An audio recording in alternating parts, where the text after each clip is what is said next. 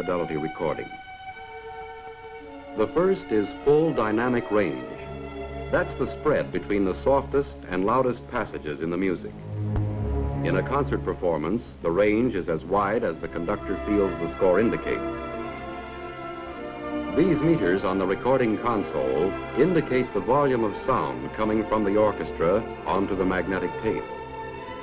In the old days, home phonographs could not reproduce either full loud passages or very soft passages. So they were literally kept off the record right here by sound monitoring. But it wasn't a faithful reproduction of the actual performance, such as you get with today's high-fidelity recording techniques. Today, as it should be, the conductor and his musicians control all of the dynamics, including all of the natural shadings, just as they do in a concert. And after the recording begins, the engineer never touches the controls. The full dynamic power of the orchestra is faithfully transferred to the recording tape. The second requirement is somewhat similar, achieving natural balance between all instruments and sections of the orchestra. This can only be achieved by precise microphone placement, and this varies amazingly with the music, the particular artists, the hall itself, even climatic conditions. It is never the same from one recording session to another. Again, an easy solution might be found here by the arbitrary placement and control of many microphones. But again, it wouldn't be natural or faithful reproduction. Today, the engineers record the orchestra as a complete unit.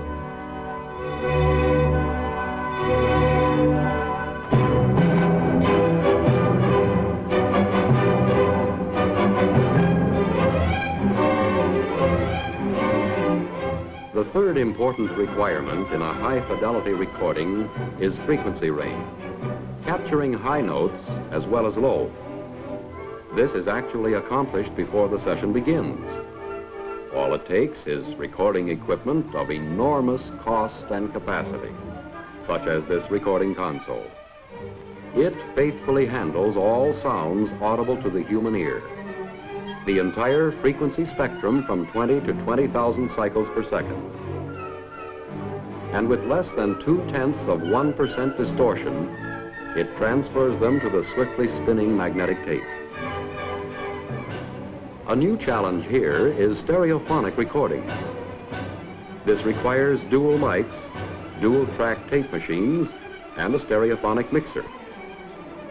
But for those who have the equipment, it also permits two-system or stereophonic playback in the home. There are other high-fidelity requirements, such as presence, definition, clarity. But with time and patience, and enough retakes,